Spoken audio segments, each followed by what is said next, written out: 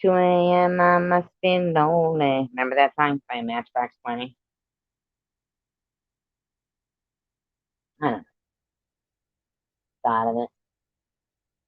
I think it's on Matchbox 20, didn't I? I feel like I did. I feel like I saw them in concert. Yep. I definitely got to get a second device because let me tell you something. I do a lot of research and then I come across this thing, I come across that thing, I come across this day, and history is incredible. I'm not gonna lie.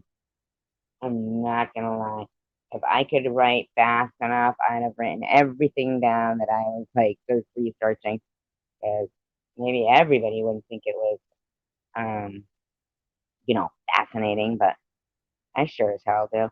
And I'm telling you, I started off like researching about um, Detroit and this, like whatever, just Detroit and murders and stuff, right? Not researching anybody in particular, just researching, right? Which led me to this other topic, something called like some kind of a police unit that was going on in Detroit. I feel like I'm talking too low. I don't know if anybody can hear me or if anybody's even up or awake, but I just have so many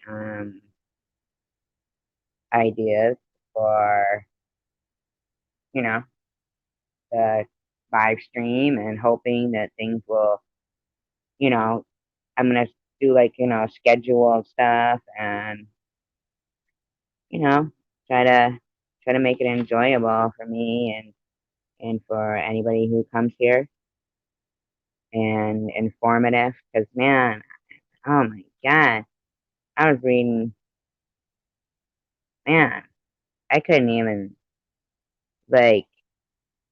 It's like almost when you start reading about history and learning about things, which I always do that, but then that there's like some topic. Hi, Estanger. Hi. I wish you would be my co-host. I really need a co-host. Not saying right tonight. I'm just saying, like, for the ideas that I want to do, I really need to, like, there's just so much great stuff in history. It's incredible. So incredible. I get really excited about history. I bet I'd make a good, like, history professor or something, you know? I wouldn't mind doing that. I don't even think there's an age limit for that. I think you could even be old and become a history professor. I mean, I'm not saying I'm some professor or anything. I'm just saying that my passion for history, I think I would be good at conveying it and maybe, passing it on to students that are in a college to learn more about history because they, pick that subject. So evidently, I'd have like people who also loved history, right? Which would be great.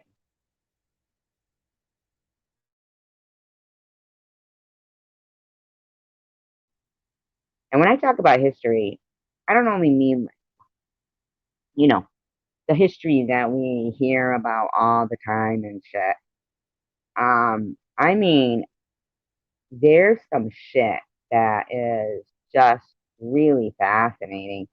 Like I said, I started it out. What I was doing tonight was, for some reason, I was researching just, like stuff in Detroit, right? And came up with this undercover police unit that used to great. That was white officers, but they were in, incognito, right? And wasn't like they were undercover trying to infiltrate certain, a certain suspect or something. They were, you know, plain clothes, plain cars, and just acting not okay. Okay. So that went on between, like 71 and 74, this whole police unit. And so because of that, I was like, okay, I want to look further into, they kept referring to the white flight and the 67 riot. So I wanted to look further into that. And um, that made me look into this, this migration, this great migration that they talk about. And the odd thing about it was every time there was a war, um, the loss of the, work, the soldiers over in Europe, it affected like the fact that, um, now this is just I'm telling you, this is what happened. This is what I was studying.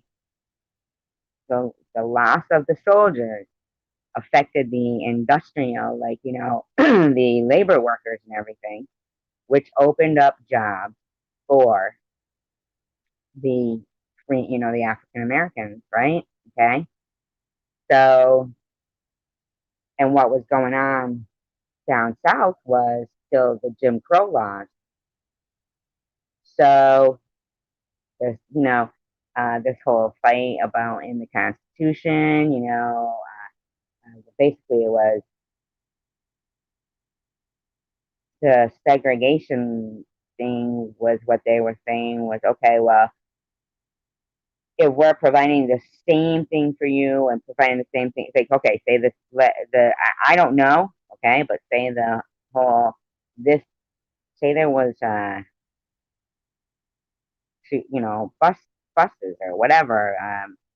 I get it when you're, but the whole thing was, I guess, what if they just said, okay, well, let's change it around. Let's put the blacks in the front of the bus and the white in the back of the bus. Okay, let's just change it around. Uh, Good night, Sandra. Let's just change it around and reverse it.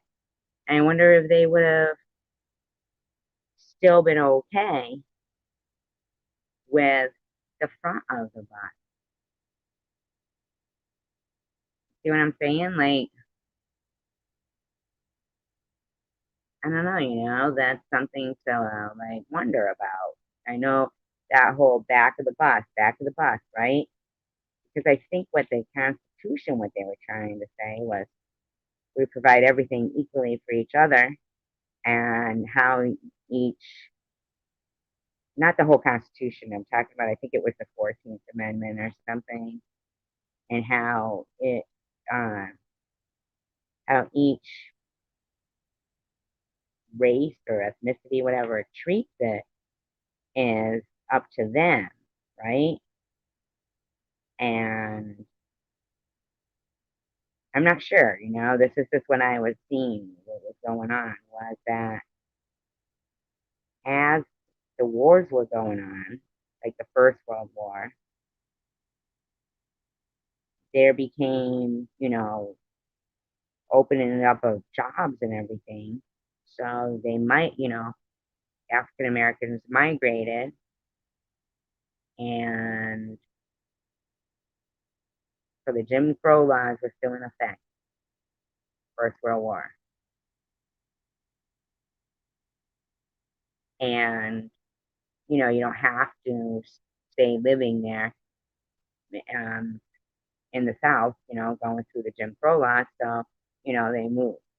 And then also what started to happen was the immigration of Europeans to the country drastically reduced during World War One and World War Two, which created a whole nother wave of job openings and everything, and another migration. And I, from what I was seeing, I didn't get to go as further as I wanted to. And so, what created, like, what built up to the whole um, the whole animosity and the tension that was arising. Because what I ended up going into was, and I switched from subject to subject, because to me it's all just so fascinating, was there was a book that had been written, and I thought, wow, that's pretty, like, that's an old date, to have a book written about hashish, right? And turns out he was inspired by somebody who wrote a book about their opium addiction. And, we all know that it's no coincidence that opium, right? I mean, it's still going on, an opium addiction. Now, that book in particular that I was talking about was written in 1823. He goes on to say, and now here he is in like 1799 and shit, like in developing an opium addiction. Okay. So I start looking to see, um, you know, how far back opium is going, and we got it going, and just like any other thing that we look at, the historical shit, right? Seems like people were smoking and getting high for centuries because it's coming from poppy, the flowers, they're poppies. So here they all are back then getting high, right? And I'm reading, and it's like saying how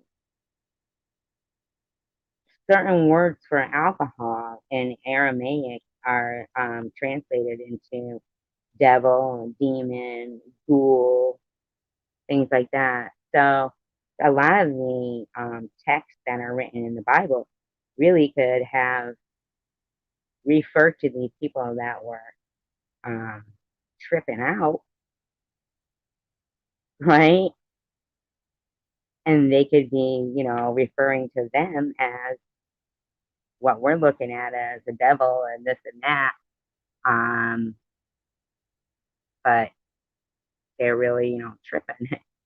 And as it appears, this tribe of, Judah didn't want, because back then they didn't, you know, um, like water down their wine. They would drink this really strong wine. And he didn't like turn water into wine. He just added wine. They didn't dilute it. So he just diluted it, you know? But I just feel like drugs had such a prevalent, force on everything throughout history. You know, they were using it, for here. You got a headache, here, take some opium. You got this, take some opium. This. People were high as hell. I bet you, like, most of history has been affected by people that were high and tripping. And God knows if they were really seeing what they were seeing, because, you know, they were tripping. I mean, I was just kind of fascinated at the correlation between, the Bible and the dates of these uh, particular things going on. There's just a lot of things I like to study up on, and I plan on, putting all that into my content and getting a second device. Hopefully, I can sometime so that I can at least share the pictures and read what I'm looking at the same time without losing, you know, the audio for everybody. So anyway, it's pretty late, so I'm gonna end this live stream. So peace, love, and tacos. Take care.